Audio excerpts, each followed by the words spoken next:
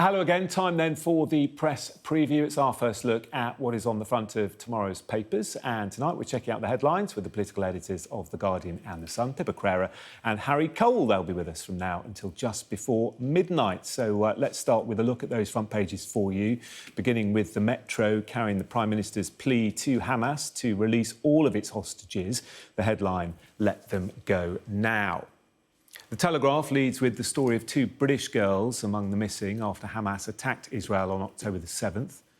And in fact, it's also the top story in tomorrow's Times. While the Eye says Israel is preparing to fight Hamas militants in the network of tunnels under Gaza, which run for almost 300 miles. While the Mirror has seen documents found on Hamas fighters which warn that Israeli forces face a bloodbath when they do. Here's the FT, which understands that US President Joe Biden could visit Israel in an effort to prompt greater diplomatic cooperation amid concerns over the lack of humanitarian aid being allowed into Gaza. The stalling of the humanitarian relief effort is also the lead story in Pippa's paper, The Guardian, while the Daily Mail leads with a controversial government plan to release violent prisoners from jail early to relieve overcrowding in jails. And here's the Daily Star looking at the big issue, which it says is dividing many UK families at the moment. Is it time to turn the heating on? Yep, we've had that debate in our house already. And don't forget, you can scan the QR code that you see on screen during the programme. Check out the front pages of tomorrow's papers while you hear us discuss them. And to do that, Pippa Crerar and Harry Cole. Great to have you with us this evening. And another day of miserable headlines and some pretty powerful images as well on the front pages. Let's start, Pippa, with the front of the Telegraph, shall we? A picture there of a mother hugging the body of her daughter, shot in that music festival. Meanwhile, the Prime Minister today confirming 6 British people were killed and 10 Brits are missing. That's right. And, we've all sat here over the last week sort of watching and listening in horror as we've heard stories emerge from the attacks in Israel. But the Telegraph is amongst papers which have put 2 British girls on the front page, which really sort of brings it home to us here, suggesting that, obviously, as the Prime Minister said this morning or earlier today in the Commons, that there's a further 10 Brits still missing as a result of those attacks. And here are apparently 2 of them, a 16-year-old Noya and a 13-year-old Yahel, who have been apparently taken to Gaza. Their mother was shot and was killed by Hamas fighters who stormed the kibbutz that they were in. And they were taken apparently with their father, who's also still missing. It's really hard to look at some of these images and to hear some of these stories without feeling a sort of profound shock and horror and anxiety about the scale of the tragedy which is unfolding in the Middle East, very, very much personalised by some of these stories and pictures that we're seeing, before you even get to sort of, the political backdrop and the situation on the ground in Palestine as well. But it's very striking and really, I think, a lot of readers and viewers will be very moved by these stories as they continue to emerge. They really will, and it's been interesting this week seeing that very often it's a parent and a child in the main photo on the front page. It's the same for your paper, The Guardian, tomorrow, a Palestinian mother clutching her child, Harry, as this debate about the Rafah crossing continues. There was a hope, wasn't there, that it was going to open, aid was going to be allowed in, some people were going to be allowed out, but it's faltered. Yeah, before we move on to that, though, I do think the scale of what happened in Israel is still being sort of found out, really. That initial sort of horrific footage we saw come out actually just showed a tiny, tiny part of quite how large the incursion was into Israel. Quite how many people, 30 different countries have citizens involved in this now. That death toll is the 3rd worst terror attack since 9/11. It cannot be downplayed quite how big this was, what a massive security failure it was, and quite how horrific it was. I think it's going to take a few weeks, before all of these stories are beginning to be told. And it feels a little bit like there has been a bit of a move too quickly to move away from that, and actually everyone's attention is suddenly on the response. And it's now what, 9 days, 10 days tomorrow? That retaliation hasn't come yet. And it's almost as if the attention of the world is now, certainly in certain, I'm not accusing Sky here, but certain broadcast outlets don't really want to talk about what happened in Israel anymore as much as they should be, and actually want to only talk about the situation in Gaza. And actually, I think these stories need to be told in a personal and personified way to actually reveal the true scale of horror, rather than just be swept up in a sort of geopolitical row. I think it's absolutely the case that these stories need to be told. It's 1,400 Israelis so far is the death toll from those attacks, those Hamas attacks. But I see it differently. I think that they're continuing to be told, and it's really important that the primary focus is on that.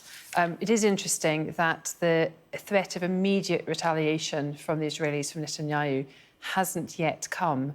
That's not to say there haven't been horrific, that have been, there's been bombing and shelling of Gaza. I think there's almost 3,000 deaths there already. According to Hamas. But according to the Palestinian Authority, the Gaza authorities. Which is run by Hamas.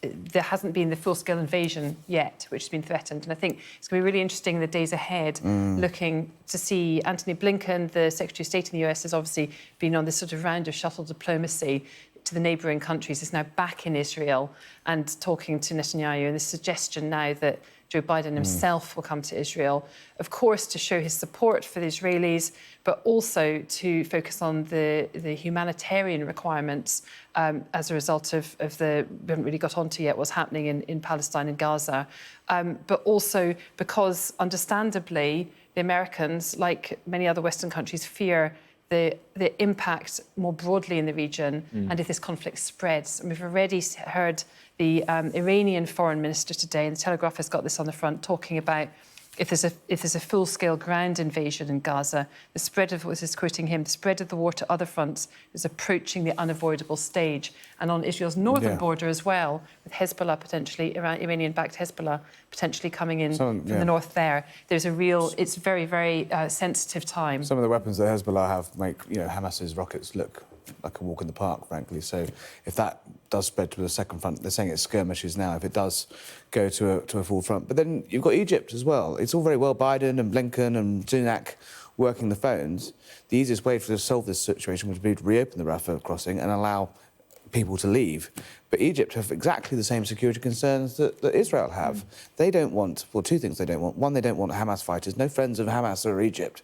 They don't want those fighters flooding in or infiltrating Egypt. They also probably fairly think that actually the second you allow hundreds of thousands, 200,000, up to 1 million people to leave the Gaza Strip, what are the odds of them ever actually going back? And they will be in Egypt for a long time. So I think negotiations, realpolitik, is happening quite bluntly behind the scenes now. You'll have the Egyptians asking for, right, if we are going to do this, what are we going to get? It's a country that's been through a massive upheaval itself in the last 15 years. It's got a lot of national debt. It's got a lot of American debt. I imagine they're negotiating pretty bluntly of a sort of quid pro quo. Yeah, and of course a huge concern that they need a ceasefire as well if any aid is going to go in. We'll keep talking. I just want to bring another paper in. We haven't seen a front page for a while. This is the front of the eye. Israel prepares to fight Hamas in Gaza tunnels, 300 miles of tunnels under Gaza. Why haven't we seen the start of this incursion yet, do you think? I think two things. One, you've got this huge pressure not to just essentially flatten Gaza, which Israel could do in a matter of hours. You've got the international pressure, and also you've got political pressure at home. Netanyahu has spectacularly failed here. He spent the last 2 years trying to rescue his position in Israel, arguing over constitutional matters, but keeping his coalition together. It is clear there's been a massive failure in security and in his one job, basically, which is to protect people. The one job of the government any government is to protect its citizens. A huge failing there, especially if it's true that there were intelligence tip-offs that this was coming, and they were woefully unprepared for it. So you've also got to think about the fact is that Netanyahu, I don't think his government could survive 2,000, 3,000, 5,000, 10,000 IDF losses. These are young conscripts. They are doing their national service, essentially. These are young people. I think if it goes wrong, if he goes in too hard and it goes wrong, he's in real trouble. Yeah, just briefly, Pippa, if you would. Do you think there's a sense that actually the Israelis are now having to row back slightly on the plans that they did have in terms of going into Gaza because of diplomatic and international pressure and the threat from Iran. I don't know what their plans were, but certainly they seem to be rowing back from the rhetoric. And yes, the threat from Iran, the threat from Hezbollah, and also the pressure from the international community, that abhorrent though these terror attacks on Israel were, one war crime doesn't, if it doesn't, is not necessarily right to respond in a way that potentially is going to make a humanitarian crisis even worse when food, water, fuel, electricity and medicine are currently blocked from going into Gaza before you even get on to sort of, bombardment or indeed an invasion. Yeah, OK. Well, just on that point, also you could, if you weren't being so cynical, argue that they are giving people time to move. 600,000 people have already moved from Gaza City to the south. Each day that you don't do this, more and more civilians are leaving Gaza City. Yeah. So, arguably there's a chance to actually give it time if people are going to be able to move.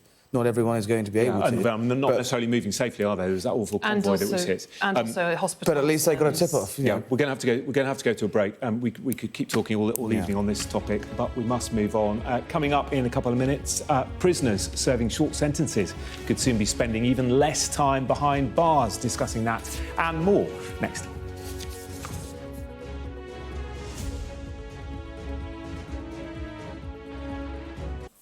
Welcome back to the press preview. Pippa and Harry are still here. Front of the Daily Mail, Pippa, prisons are full. The government has a plan. Yeah, well, this is after prisons reached a record high, prison populations of 88,000. Just a few hundred prison spaces left across the creaking estate. And the government has come up with a few ideas to try and reduce the pressure, including, as has been reported previously, building temporary accommodation in prison yards, already stretched to capacity. They want to attempt to return more foreign prisoners and rent foreign places abroad in prisons as well. But the Mail has gone on hundreds of offenders having their sentences cut by 18 days, which was last tried, you may remember, by Labour in 2007. When they wanted to do exactly the same, release people 18 days before their sentences were at halfway point, and were accused by the Conservatives of being soft on criminals. Well, there we go. There's the other thing is that basically they're going to say if your sentence is less than 12 months, you're never really going to expect to see the inside of a cell. Now, last year that was around 37,300, easy for you to say, which I actually looked up earlier. So, I wonder how voters are going to feel about 37,000 convicts roaming the streets, as we say tomorrow, in the sun. Yeah, OK. Let's move on to the Metro. Pippa, this is Peter Bone, Tory MP, facing suspension. Yet another Conservative MP, yet another MP, although lots of them seem to have been Conservatives, to have run foul of the independent experts panel when it comes to standards. In this case, the MP for Wellingborough, suggestions that he's alleged to have bullied and also there was one sexual offence as well, deliberately exposed himself, apparently. And he is now facing potentially a recall petition in his constituency, which would mean yet another difficult by-election for Rishi Sunak. Yeah. It's quite astonishing. We've got two by-elections on this Thursday. Tories are expecting to lose them both. One was Nadine Dorries, who obviously went off in a bit of a huff, and the other was Chris Pincher. That one, isn't it? Yeah, it would be the largest numerical majority ever overturned, and I have to say Labour are privately quite chipper about their prospects. It would be massive, but there's only one side smiling when you walk around Westminster today. Yeah, Peter Bone, secret justice, though. Until 11 a.m. this morning, we had absolutely no idea that he's been under investigation for years. It's a long time. And you really do have to wonder whether that system needs to be looked at, because he's been through allegations, appeals, the works, and only a very, very small number of people in Westminster knew about this. And I do think there's something just doesn't quite sit right about this ability for MPs to have their dirty laundry aired in public, in private. Yeah, he says in a statement, as I've maintained throughout these proceedings, none of the misconduct allegations against me ever took place. And we've just got 20 seconds. We might as well have a look at the front of the page. We had this row in our house last night, and I lost, but couldn't put the heating on because the thermostat wasn't working. It's been out of action for so long. I have to confess, I did put the heating on for the first time last night. It feels wrong. I did too, but unfortunately I forgot to turn it off. But it was like T-shirt weather a week ago and heating weather last night. Yeah, can't keep till up. half-term is our usual rule. No heating till half-term. Thank you both very much. We'll speak again in a moment. Right now, let's take a look at the weather.